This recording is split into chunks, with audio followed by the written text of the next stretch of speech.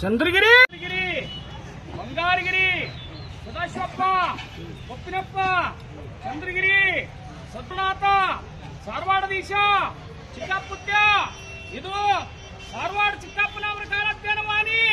ಮಕ್ಕಳ್ಯ ಎಚ್ಚರಲೆ ನಡೀರಿ, ಸಮಾಧಾನ ನಡೀರಿ, ಶಾಂತಿಯ ನಡೀರಿ, ದಾನ ಧರ್ಮ ಮಾಡ್ರಿ. ಎಷ್ಟು ತಿಳಿದೈತೆ ಭಗವಂತನ ಆಶೀರ್ವಾದ ಮಾಡ್ಕೋರಿ ಮಕ್ಕಳ್ಯ.